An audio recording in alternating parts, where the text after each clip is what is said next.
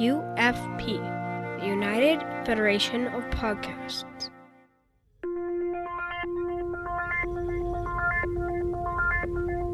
Engage. 78 years have passed since the days of the original USS Enterprise. Now a new Galaxy starship has been designed.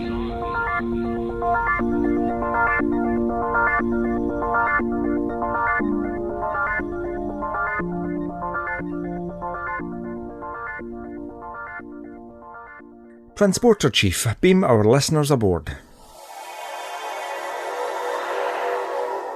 Welcome to Galaxy Class, a Star Trek Next Generation podcast on the United Federation of Podcast Network. I am, this week, the head of Japanese and holiday making. Not Japanese holiday making, but Japanese and holiday making. Holiday making for obvious reasons because I've been away for a couple of weeks. Oh.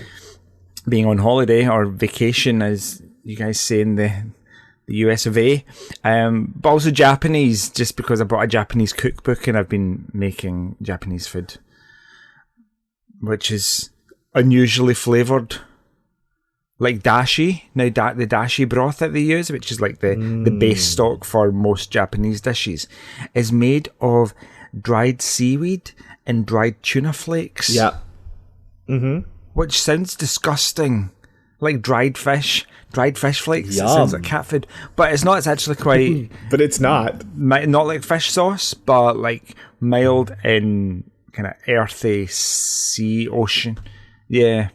So I love Japanese food. Kevin, is that our diplomatic standard bearer? I hear. It is. I am here. Just you and me. I know. How are you? I'm doing well. Surprisingly, it's awesome. good.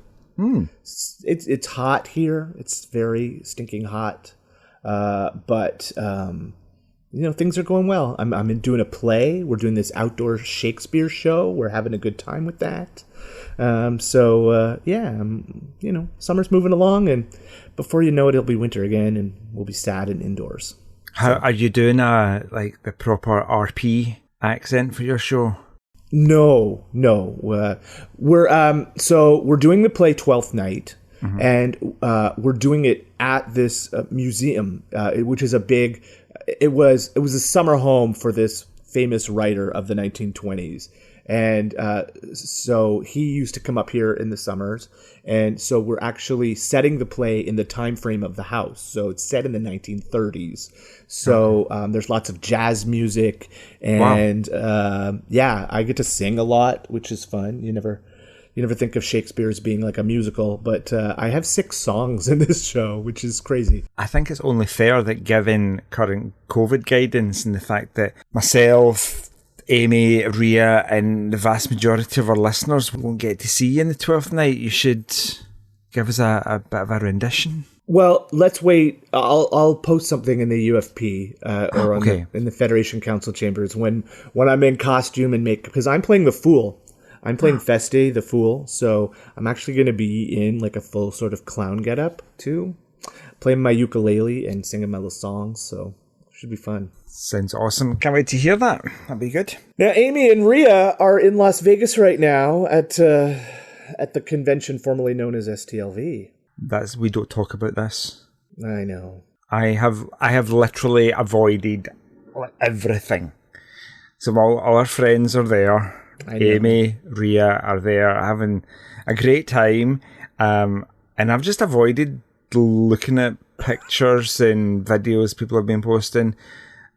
Just I don't want to feel jealous and hate them. I understand. I do, but maybe next year. Chicago's coming up in the spring. Let's hope. Definitely doing Chicago. We'll do Chicago. Sounds good. Let's check the communication array to see if we have any comments from our listeners. Logs accessed. Kevin, do you want to take this one? I will. So when Amy and I did our watch lists a couple of episodes ago, where we talked about best sort of guest stars and cameos, Jim Stoffel responded in the Federation Council chamber with his list of favorite cameos. So he chose Leonard Nimoy in Unification, Denise Crosby in Yesterday's Enterprise, Ashley Judd in The Game, James Doohan in Relics, and Gene Simmons in The Drumhead. We talked about a few of those, but those are all really memorable guest appearances on the show, right? Absolutely. Gene Simmons in The Drumhead really stands out. Oh, for yeah. me. Yeah. She's amazing. Absolutely. Okay, we also have a comment which hasn't actually been posted anywhere. It's a host comment. Oh, by me. I just wanted to comment. Okay. So I'll allow it. Thank you, but if you weren't going to allow it, I was still going to comment. I couldn't stop you even if I tried. True, and I'm editing, so I would just edit it back in. So last week, during the feedback section, Amy read out an email from Stuart McElwain, which started, I have to disagree with Joe, which Amy took great delight in, saying that, Stuart, all you have to do is say that and I'll happily read it out. And then Kevin Scharf, that's you, says, Me? Joe doesn't listen anyway. Which is true, but I have people that listen for me. So I have people, namely Ewan. I came home from work yesterday, and Ewan was like, "Listen to this," and I was like, "Oh, okay, I'm outraged." The unmitigated gall of it, the sheer hubris. How dare you? I just calls him like a season. True. I thought it'd be hilarious to pull you up and get an on-air apology. What is there to apologize for? You just admitted you don't listen to the show. True, but I just you didn't stand up for me in my absence, where Amy was delighting in somebody disagreeing with me. Well, I'm disappointed. I think you're a fine, upstanding person, sir, and I do deeply apologize to Ewan for making him admit to you what I said on the show. Well, I'll take that as an apology. A little bit lackluster, but that's fine. I don't mind. Cool. This is the captain. Senior officers will report to my ready room immediately. Okay, listeners, we are going to continue with our character profile series. As you know, we've done all our main TNG crew, and we've moved on to the secondary characters. Already we've covered Q, Guinan, maybe another couple that I can't for the life remember of me. Well, I think that's all we've done so far. Is that all we've done? Okay. We are moving on today with Lieutenant Reginald Barclay, played by none other than Dwight Schultz, who I grew up watching in the A-Team. Yes. Oh, the A-Team was a very formative show in my youth. Indeed, very stupid. Oh, haven't ridiculous. seen it since. So I don't know how many times this group of ex-convict soldiers go into a barn that has nothing but cabbages and an old tractor and fly out with a tank. Yeah, but my cousin had the A-Team van as a toy when we were kids, and that was just the coolest thing. That's cool. My brother had Ecto 2 from the Ghostbusters. Ooh. The Ghostbusters helicopter. Nice. Which was quite cool. Completely unrelated, though. In any case, Kevin, in terms of character traits, what is the first thing that you think of when I say Barclay? I think of someone who is nervous, unsure of himself, and not good around people. Which is, when you think about all of the characters on The Next Generation, like, none of them have those character traits. So that makes Barclay stand out right away, because he is so different psychologically from the rest of the crew. He is, which I kind of have always had a problem with. How do you go through 300, 400 years in the future? How do you go through Starfleet Academy? You get posted on multiple ships. You end up on the flagship, and you're just so nervous. I don't know how that happens. Surely some kind of counsellor or psychologist would have got to him first. And you would think. Yeah. But they did say in his first appearance in Hollow Pursuits that it almost seemed like his last commanding officer was boosted his credits, his record, to make him look better than he was, so that somebody else would take him off their hands. Yes, I recall that. In terms of what I said at the beginning, mispronouncing his name as Broccoli, that still annoys me, that scene. Because I think there's a few times, and it's usually surrounding Geordie LaForge, where he comes across a bit of a bully sometimes. Geordie? Yeah. In Hollow Pursuits, I thought it really stood out that it was Riker that was a bully. Riker doesn't even really have any regular interactions with Barclay, and yet he's just so angry, from a couple of reports that it seemed out of character for Riker to be that angry. Yeah. You can tell listeners that Hollow Pursuits is one of the episodes I rewatched in order to do this episode today. But yeah, I really didn't like Riker in that episode. He was just mean. And that's not like him at all. When you're saying that, it reminds me of Encounter at Farpoint, where I think LaForge reports to Riker for the first time. Mm-hmm. And LaForge starts giving his report, and Riker interrupts him and says, "Is this a formal report, mister?" And that makes LaForge stand up straight and pull his uniform down and straighten himself out. And I was like, it's not that strict, surely. Yeah. I know it was the pilot, so they were going to iron out all those little things, but it stands out now. So it just seems like Barclay gets under people's skin just because he's anxious, I guess, because he doesn't have superior people skills, but he likes his machines more than he likes his people. And I think I was kind of like that growing up as well. I would much rather interact with my computer or my chemistry set, because I was that type of kid, than go out and play on my bike or... I think the word that I'm going to choose to describe Barclay is something to do with his evolution as a character. I think because he starts out so almost inept and unconfident, or not confident, to where we see him at the end of the Voyager episodes, bringing Voyager home and helping lead the Pathfinder mission. He completely changes as a person. He's much more confident, but he still has that little seed of kind of the original Barclay. So I think that evolution of the character is what I think of first, because he makes such big strides. But it's not to say he's perfect in the Voyager episodes, because those were some episodes that I also watched. Okay. Because I was more familiar with him on Next Gen, and I'm not as familiar with the Voyager episodes. I did go back and watch a couple of Voyager episodes for this.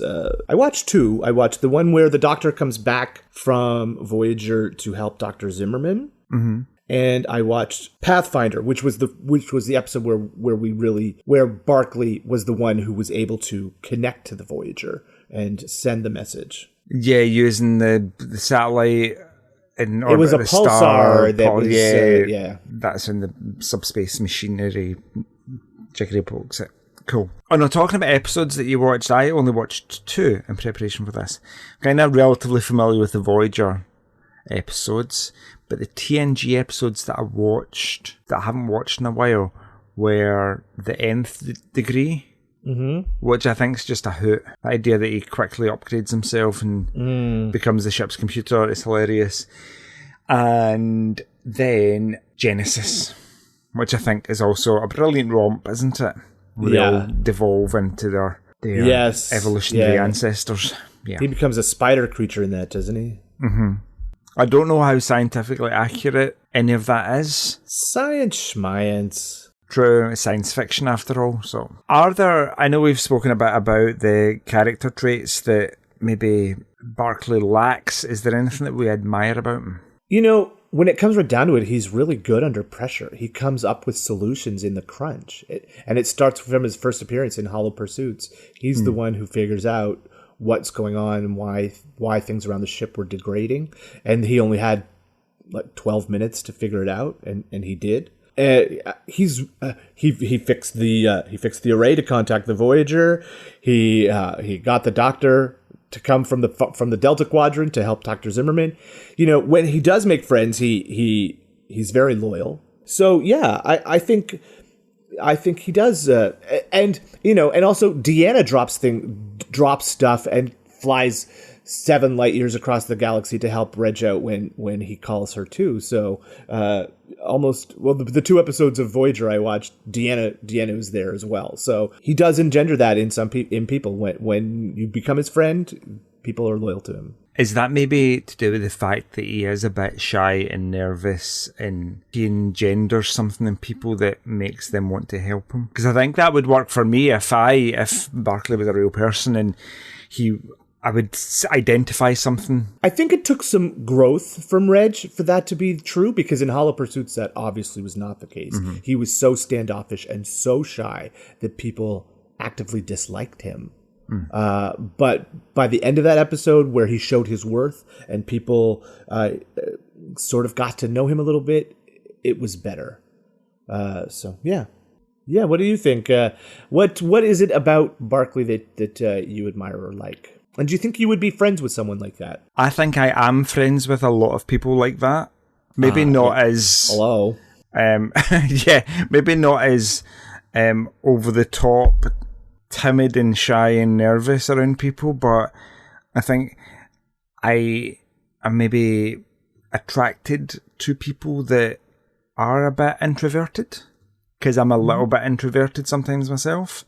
Mm-hmm. Says me doing a podcast that goes out to thousands of billions of people every week. So definitely I think I'm a bit polar in that way, where there's the forced extrovert part of me, which forces myself to do things that I'm naturally uncomfortable with just to improve as a human, but also like innately I'm a little bit introverted.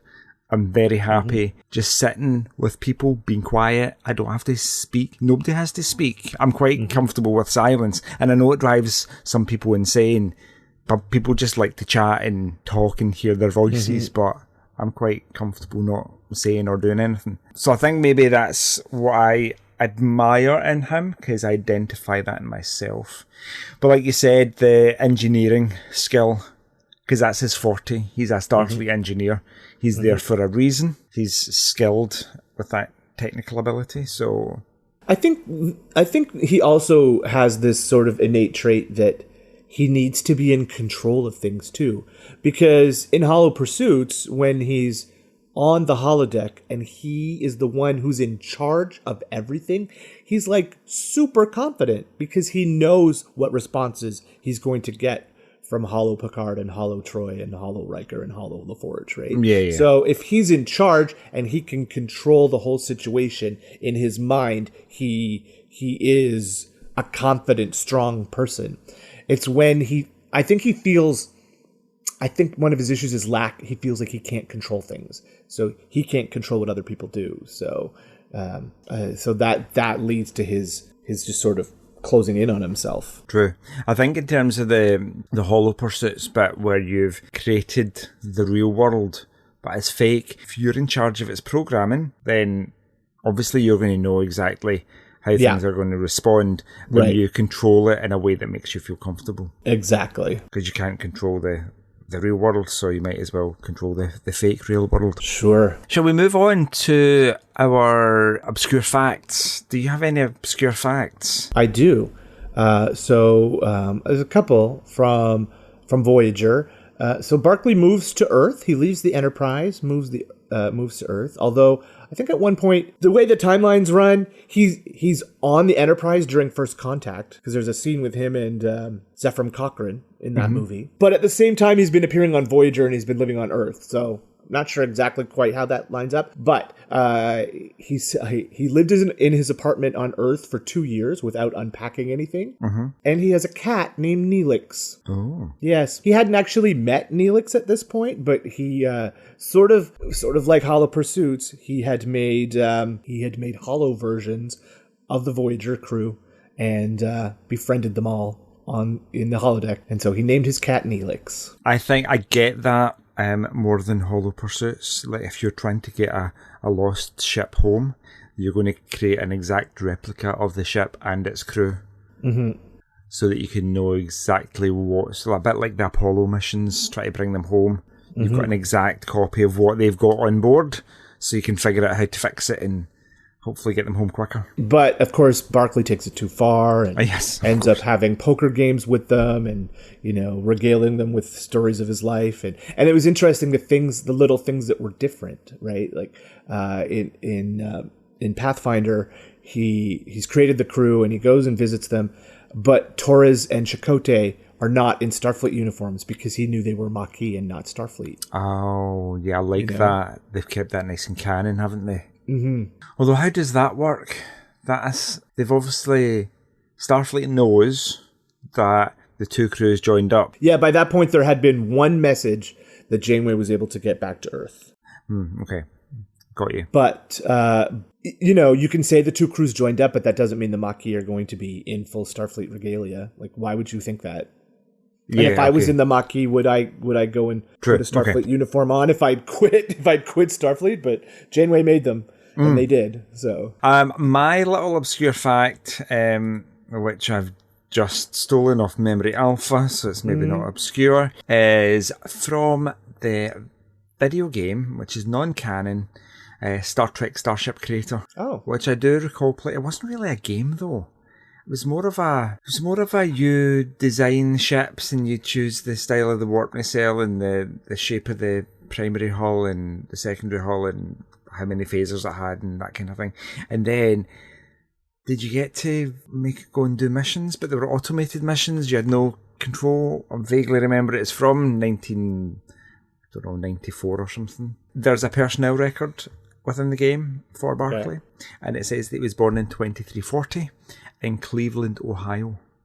Cleveland?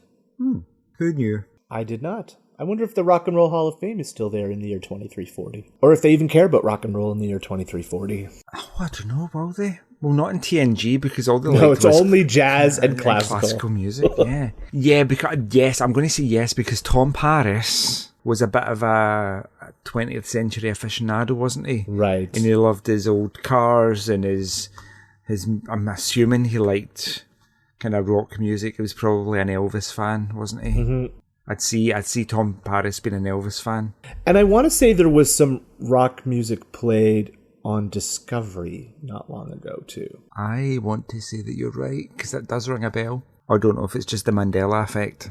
Could be. Just made this up, and now it's become canon. Listeners, let us know, please, if there was any rock music played in Discovery recently.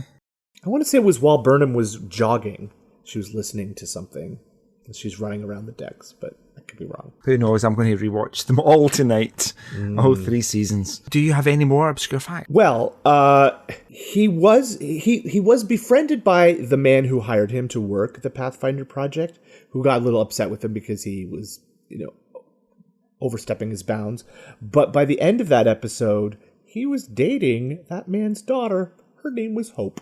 Is this a real thing, or have you made this up? I didn't know this. No, he's talking with Deanna because the commander invites Barclay over for dinner, and he says, no, I can't. I've got too many things to work on, and what he was really working on was hanging out with Hollow Voyager. Oh, yeah. But by the end of the episode, when Deanna is there and they're talking about, because the whole episode was told in flashback as a conversation that he was having with Deanna. By the end, she says to him, "Well, I'm so glad you've made progress, and I know you did go to the commander's house." And he's like, "Yes, his daughter's name is Hope, and she really likes engineering things too." I don't know if that ever gets brought up again, but he did go out on at least one date with the commander's daughter, Hope. That's good. I'm glad he's finding love. Much quicker than, what's his face? Geordie, yeah. Geordie's still dateless. Well, there's more people on Earth than on the Enterprise, so... I blame the Coco Nonos, but of course, Geordie's last thing we knew was on Mars, wasn't he? Yeah. Heading up Utopia Planitia. Yes. As the synths attacked. I'm sure there are more people on Mars, too, than there were on the Enterprise, so... Quite likely. Or are they all dead now because the synths blew them up? I do not know. Those were very good obscure facts. I like an obscure fact. Another obscure fact. Oh, another one. Okay. It involves the casting of Dwight Schultz. Okay. Dwight Schultz knew Whoopi Goldberg and said how much he loved Star Trek, and she was integral in helping him get onto the show. That's cool. Yeah.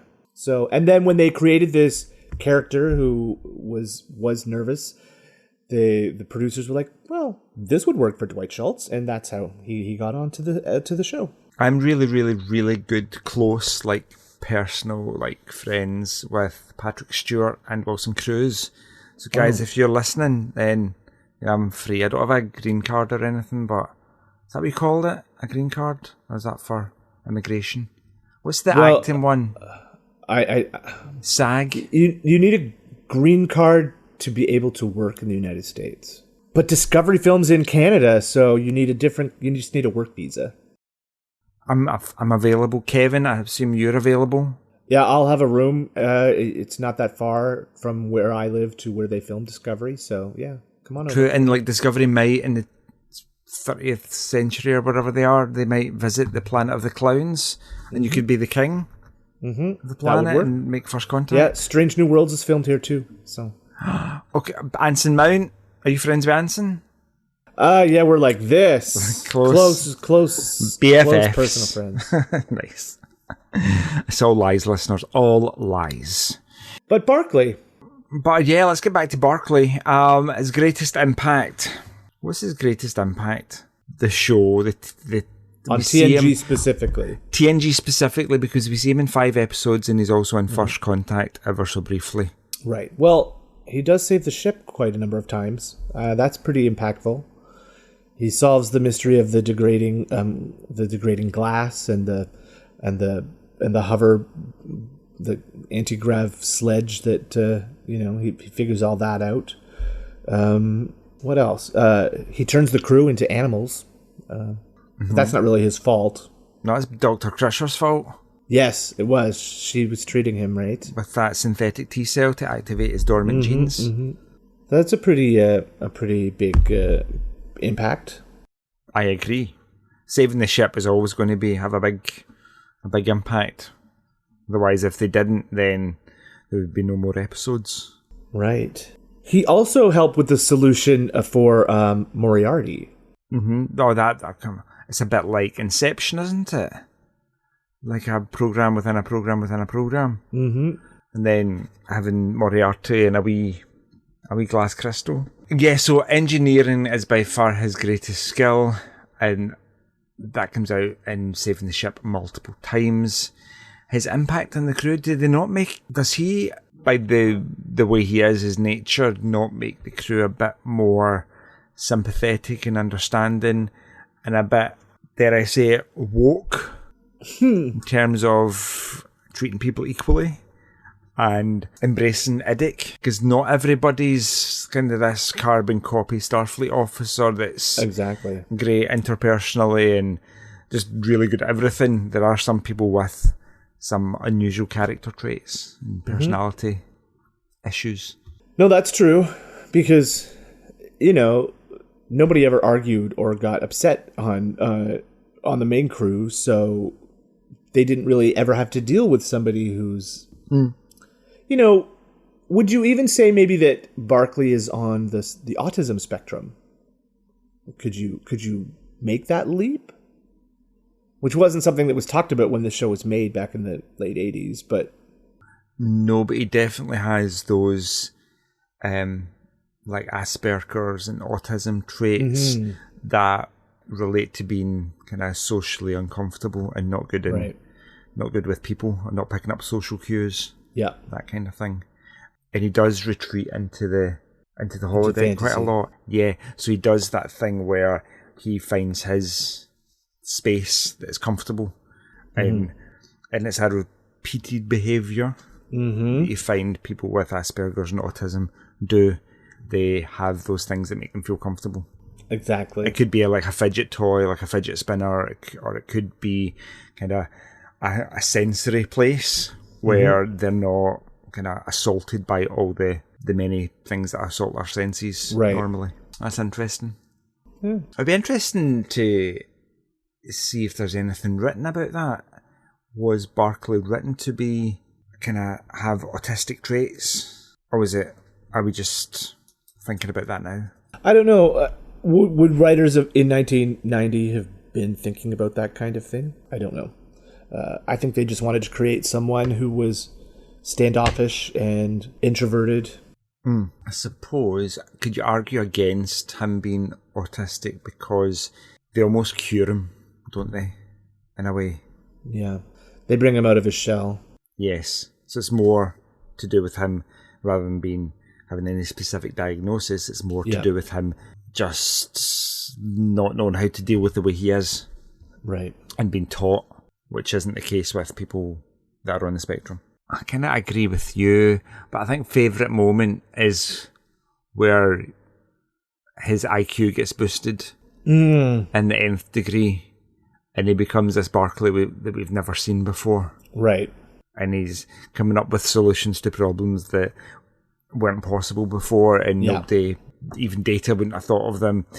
And then he runs to the holodeck, and he's got such authority about him, and he tells the computer how to create a neuro-computer interface, because the computer doesn't have that on record.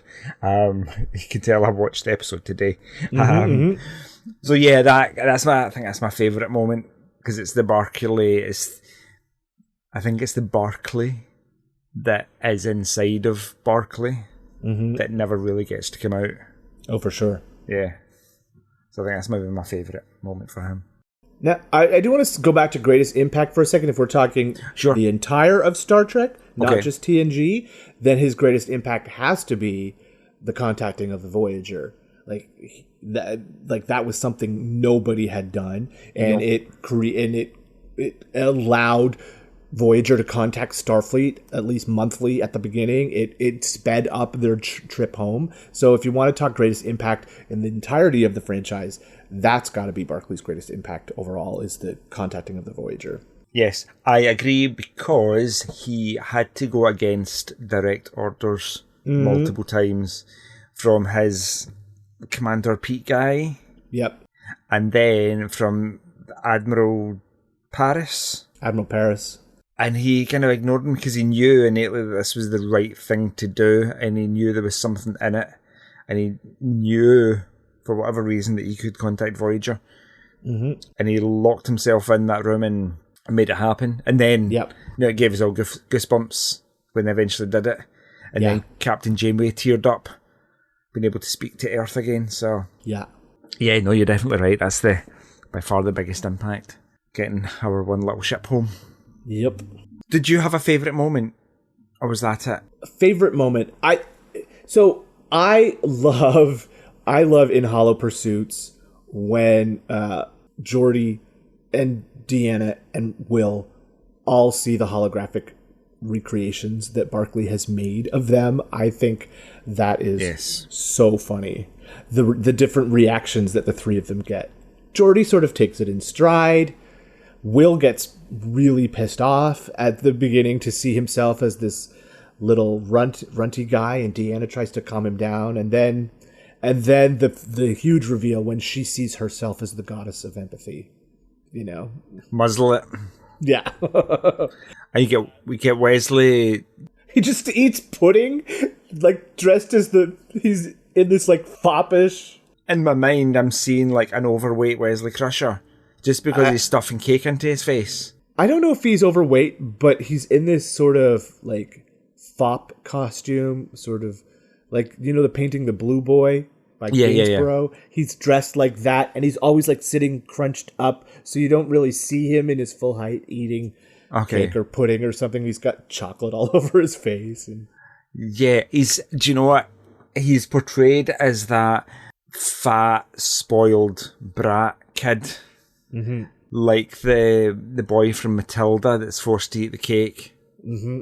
Yeah, he's portrayed in that same, or that's at least the way I see it in my mind. Well, it makes sense too, right? Because Wesley being young doesn't empathize with Barclay, and he just bowls over Barclay's ideas at that staff meeting in the episode, right? So Barclay, it's interesting. You see a character interact with Barclay, and then we see how Barclay deals with it on the holodeck and how he changes them. It's really, it's almost like a punishment for that person without being able to punish them in real life. Exactly. He does it to Wesley. He does it to Riker. He does it to Picard to an extent. Although Picard's never mean to him. He just uses the wrong name. Yeah, I can see it, and it still makes me uncomfortable. It's like, oh no, cringe. Hide behind my t-shirt. Oh, it's funny. Cool. Let's do favourite quotes, because I think we've talked a little bit about favourite moments. Do you have a favourite Barclay quote? Favorite Barclay quote? You know, he doesn't have a lot of memorable lines. He does a lot of memorable things, but what he said, because he stammers a lot, right? So he says, the people that I create in there are more real to me than anyone I meet out here. And that's just sort of a cry to say how lonely he is, right? He doesn't really have any friends. He has to make them himself, that's a pretty big thing to admit, especially to your commanding officer when he says that to Geordie. Powerful statement, isn't it? The bit that makes me laugh in the Nth Degree is where Riker asks him, it's like, Mr. Barclay, everyone's still trying to figure out how you did it. And Barclay just very nonchalantly was like, well, it occurred to me that I could set up a frequency harmonic between the deflector and the shield grid using the warp field generator as a power flow anti-attenuator, and that, of course, naturally created an amplification of the inherent energy output. And Riker's just like, I see that. Like, totally clueless. So yeah, it flows, doesn't it? And it's cool techno-babble. It's all like that. Yeah, I don't think Riker and Barclay are ever going to go out and have drinks together. They just don't seem like the kind of people who would hang out. No, they are way too different, aren't they? Riker's that alpha male. In high school, Riker would be at the jock table and Barclay would be by himself in the corner in the cafeteria. Yes, having slushies thrown over him by the jocks, as is overly portrayed in American TV shows. Yes. I think we've covered other appearances. Pretty much. Voyager, I mean, he made more appearances on Voyager than he did on Next Gen, actually. Well, if you include First Contact... Is it it's even? It's 6 and 6. 6 and 6. His first appearance on Voyager wasn't actually him, though. It was a hologram of him in the second season. Yeah. I didn't watch that one because I knew it wasn't actually him. It was a hologram. So Projections was the episode. In Projections, the Doctor is informed that he is actually Louis Zimmerman, the creator of the EMH, and that he's trapped on a holographic Voyager on Jupiter Station, and his whole Voyager experience was on a holodeck. So it's a pull one over on the Doctor kind of episode. Ah, okay. Barclay appears in that episode as a hologram. It's a fairly early episode. It is season 2, episode 3. So Barclay doesn't really become a major recurring character until season 6. Incoming transmission. We'd love to hear your thoughts on today's show and hope you'll join the Facebook group Federation Council Chambers. You are welcome to start conversations with us or add any general Star Trek info you want to share with the group. If you'd like to send us an email, you can email the show at galaxyclass@ufp.earth and we will read your email on the air, on the episode, on the show, on the program. On the podcast. On the podcast. That's what we're doing here. On the interwebs, indeed. Mm-hmm. Please hit the subscribe button on Apple Podcasts or wherever you get your podcasts and leave us a star rating and written review. That helps others to find the show. You can also follow the entire network's podcast with our master feed by searching United Federation of Podcasts. This way you won't miss any of our fine shows like All Good Things, Franchise Fatigue, Always Hold On to Arrow, History with the Szilagys, Sasquatch, and Infinite Diversity. So Kevin, where can people find you when you're not devolving your crew into evil creatures? Well, I want to see what kind of animal you would devolve into. What kind of animal do you think you would devolve into, Joe? Maybe hopefully it would be something winged. Like a butterfly or a wasp? A hawk. A hawk. Mm. Yeah, like the Atreides hawk from Dune. Because I'm super excited about that movie coming out next month.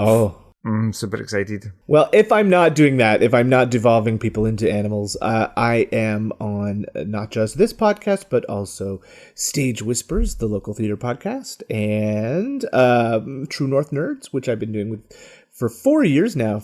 Almost 5 years now we've been doing True North Nerds, which is just about all kinds of geek and nerdery, mostly comic book movies these days, because that's all there is these days. We just talked about The Suicide Squad on the last episode, a movie that I missed because of traffic. But anyway, I was there for the discussion. So I take it you didn't have much to add about it? I didn't. I asked a lot of questions. Did you like it after the discussion? It sounds like it's going to be a good movie. I haven't had a chance to watch it yet. I'm also very busy. You can come see me live in person doing a play if you're in the Orillia, Ontario area. I am doing the William Shakespeare's 12th Night from August 25th till September the 4th. So, come see the play. Yes. I will try, but, I don't think I'll make it. Well, we'll see.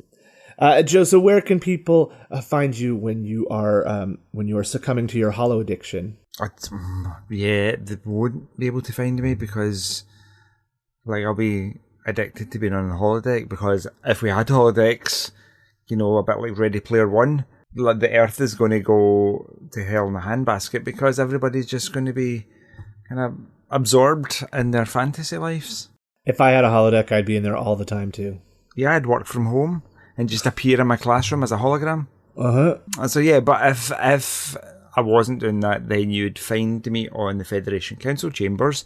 You can email me, joepodcasts@gmail.com, or you can tweet me on the Twitter @joeyjoe77uk. Priority 1 message from Starfleet coming in on secured channel. If you'd like to help us keep all our shows coming to you each week, you can become a patron of the network on Patreon. Visit patreon.com/UFPearth. That's patreon.com/UFPEARTH to get all the details. We would like to recognize our executive producers, Brandon Shea Mutala, Ken Tripp, Zach Moore, and Tony Robinson. We would also like to thank Zach Tripp for our opening and closing music, and Tony Robinson for our amazing artwork. Thank you for beaming aboard Galaxy Class, and until next time, I am the goddess of empathy. Muzzle it.